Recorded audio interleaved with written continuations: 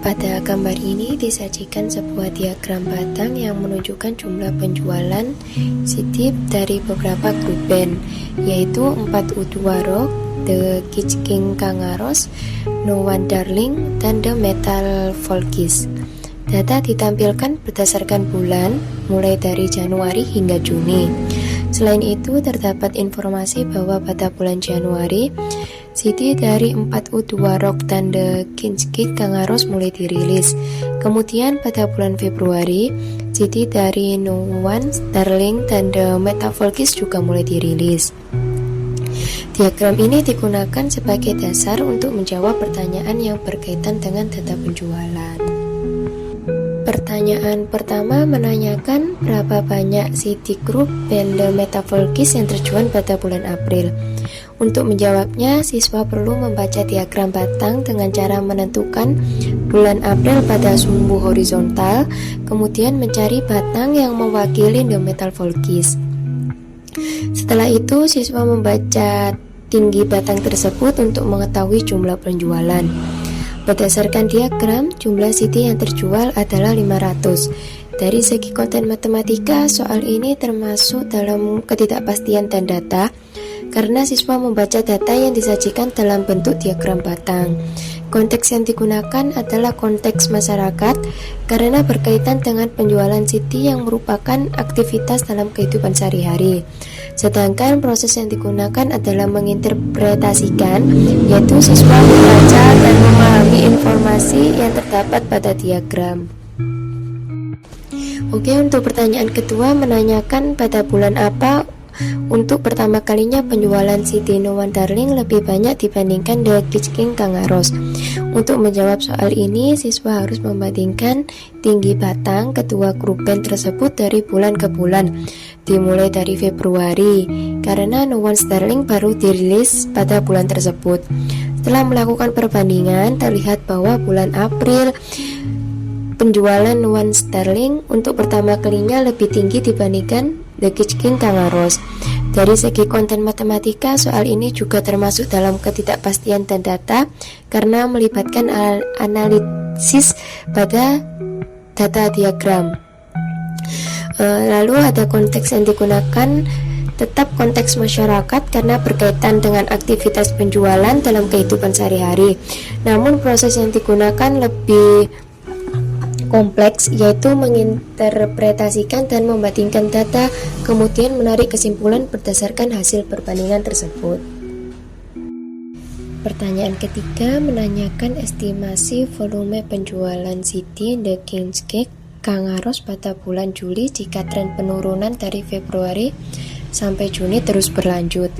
Untuk menjawab soal ini, siswa harus mengamati pola penurunan pada diagram batang dari bulan ke bulan, kemudian memperkirakan kelanjutan tren tersebut hingga bulan Juli. Penurunan penjualan terlihat terjadi secara bertahap setiap bulan.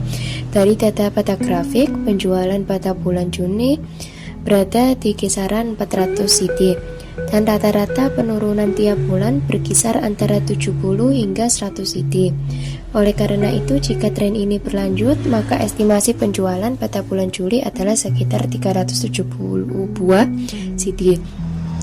Dari segi konten matematika, soal ini termasuk dalam ketidakpastian dan data karena melibatkan analisis tren serta prediksi berdasarkan data yang tersedia. Konteks yang digunakan adalah konteks masyarakat karena berkaitan dengan aktivitas penjualan dalam kehidupan sehari-hari. Proses yang digunakan adalah menginterpretasikan data dan melakukan prediksi atau estimasi berdasarkan pola yang diamati, sehingga siswa tidak hanya membaca data tetapi juga mampu menarik kesimpulan lanjutan dari pola tersebut. Oke, di sini kita akan membahas tentang pertanyaan 3, yaitu tentang penguin. Jangan berasumsi bahwa koloni akan terus berkembang dengan mengikuti aturan berikut. Yang pertama, pada awal tahun, koloni berisi penguin jantan dan betina dengan jumlah yang sama yang membentuk pasangan penguin. Setiap pasangan penguin menghasilkan satu anak penguin pada musim semi setiap tahun. Pada akhir tahun, 20% dari seluruh penguin, dewasa dan anak-anak, akan mati. penguin yang berusia 1 tahun akan menghasilkan anak. Berdasarkan pada asumsi di atas, rumus manakah yang menggambarkan total penguin P setelah 7 tahun? Oke, nah kita langsung ke pembahasan. Pertama-tama yang kita ketahui adalah jumlah penguin itu ada 10.000. Terus ada jumlah jantan dan betina sama di awal tahun. Setiap pasangan penguin menghasilkan satu anak per musim semi, dan 20% penguin mati di akhir tahun. Penguin berusia 1 tahun akan menghasilkan anak. Kita perlu mencari rumus untuk total penguin P setelah 7 tahun. Di sini kita membuat plan, yakni kita akan memodelkan pertumbuhan populasi penguin dari tahun ke tahun. Kita perlu menentukan faktor pertumbuhan bersih setiap tahun dengan mempertimbangkan kelahiran dan kematian. Nah, yang pertama, hitung jumlah pasangan penguin di awal tahun. Karena jumlah jantan dan betina sama dan mereka membentuk pasangan, jumlah pasangan adalah setengah dari total populasi awal. Jadi 10.000 itu kita bagi 2. Jadi kan kita ketemu 5.000 pasangan. Terus kita hitung jumlah anak penguin yang lahir setiap tahun. Setiap pasangan menghasilkan 1 anak. Jumlah anak sama dengan jumlah pasangan. Jadi ada 5.000 anak. Karena kan kita memperoleh tadi 5.000 pasangan kan, berarti otomatis kita juga mendapatkan 5.000 anak penguin. Karena mendapatkan 1 anak ketika setiap 1 tahun. Oke, terus kita hitung jumlah penguin setelah kelahiran dan sebelum kematian. Jumlah penguin sebelum kematian itu sama dengan jumlah penguin awal ditambah jumlah anak yang lahir. Jumlah penguin sebelum kematian sama dengan 10.000 ditambah 5.000 tadi setelah ada pasangan itu setelah 1 tahun, berarti sama dengan kan 15.000 penguin. Hitung jumlah penguin yang tersisa setelah kematian. 20% penguin mati, yang berarti 80% penguin bertahan hidup. Jadi jumlah penguin yang bertahan hidup sama dengan 15.000 kita kalikan 1 dikurangi 0,20. Jadi 15.000 sama dengan dikali 0,8. Jumlah penguin yang bertahan hidup itu adalah 12.000 penguin. Nah, kita menentukan faktor pertumbuhan tahunan, yang mana faktor pertumbuhan itu jumlah penguin setelah kematian dibagi jumlah penguin awal. Jadi kan kita mendapatkan 12.000 yang telah kita hitung tadi dibagi 10.000 sama dengan 1,2. Nah, rumus untuk pertumbuhan ini adalah rumus eksponensial, yakni P sama dengan P0 dikali faktor pertumbuhan pangkat T, di mana P0 adalah populasi awal, faktor pertumbuhan adalah faktor pertumbuhan tahunan, dan T adalah jumlah tahun. Dalam kasus ini populasi awal ada 10.000 dan faktor pertumbuhannya 1,2, dan yang tahun kita butuhkan itu ada 7 tahun. Jadi rumusnya adalah P sama dengan 10.000 dikali 1,2 pangkat 7.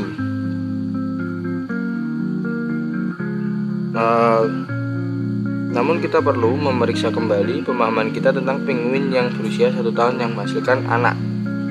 Ini kita pahami bahwa penguin yang lahir di musim semi tahun N akan menjadi dewasa dan menghasilkan anak di musim tahun N+1. Oke, kita analisis lagi. Misalkan PN adalah jumlah penguin pada awal tahun ke N. Pada awal tahun ke N kita memiliki PN penguin. Jumlah pasangan adalah PN per 2. Jumlah anak yang lain adalah PN plus 2. Jumlah total penguin sebelum kematian adalah PN plus PN per 2, itu sama dengan setengah PN. Pada akhir tahun N, 20% mati dan 80% bertahan hidup. Jadi jumlah penguin pada awal tahun ke N+1 adalah PN plus 1 sama dengan setengah PN, kita kalikan 0,8 sama dengan 1,2 PN. Ini mengkonfirmasikan bahwa faktor pertumbuhan bersih pada setiap tahun adalah 1,2. Jadi total penguin P setelah 7 tahun dimulai dari populasi awal 10.000 adalah P sama dengan 10.000 kali 1,2 pangkat 7. Oke, setelah itu kita lihat lagi tentang interpretasikan 1,2 sebagai faktor pertumbuhan dari kelahiran, yaitu populasi menjadi setengah kali lipat, dan kemudian kita perlu mempertimbangkan penguin yang sudah ada.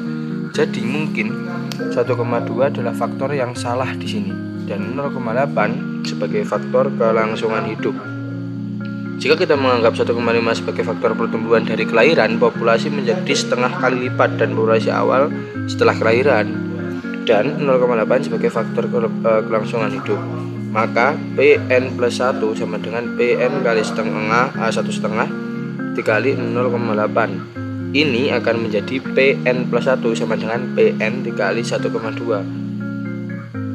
Nah, mari kita mempertimbangkan kemungkinan 1,2 dalam pilihan D adalah hasil dari 1,5 dikali 0,8. Jika 1,5 adalah faktor pertumbuhan dari kelahiran, yaitu populasi menjadi 1,5 kali lipat dari populasi awal setelah kelahiran, dan kemudian 0,8 adalah faktor kelangsungan hidup.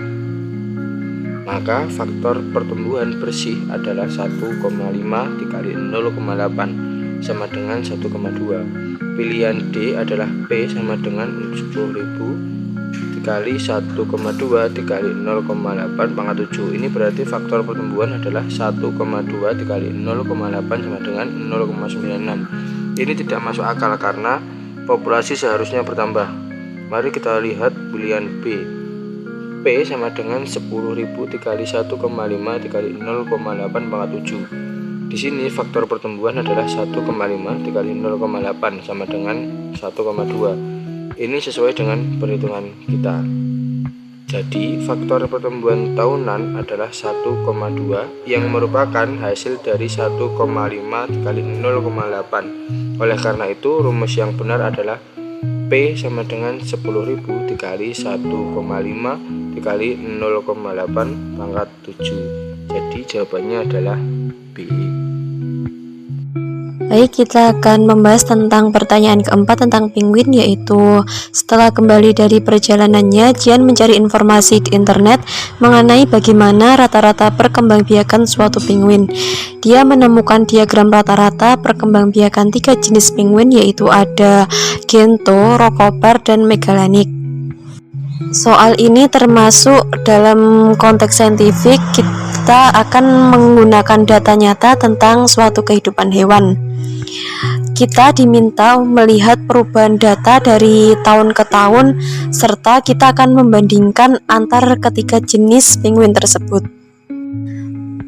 Berikut ini disajikan sebuah diagram batang mengenai rata-rata perkembangbiakan setiap pasangan penguin dari tahun 2000 sampai dengan 2008. Kita akan membahas 4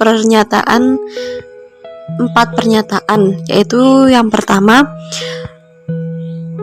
pada tahun 2000 rata-rata perkembangbiakan setiap pasangan penguin lebih besar dari 0,6. Jika kita lihat diagram tersebut, semua jenis penguin pada tahun tersebut memiliki nilai di atas 0,6. Bahkan untuk jenis Gento ini lebih dari 1,0. Maka pernyataan ini adalah pernyataan yang benar. Selanjutnya, pernyataan yang kedua menyatakan bahwa pada tahun 2006 rata-rata perkembangbiakan setiap pasangan penguin kurang dari 80%. Nah, 80% ini kan sama dengan 0,8 ya. Dari diagram tersebut kita lihat bahwa semua nilai atau semua rata-rata perkembangbiakan setiap pasangan penguin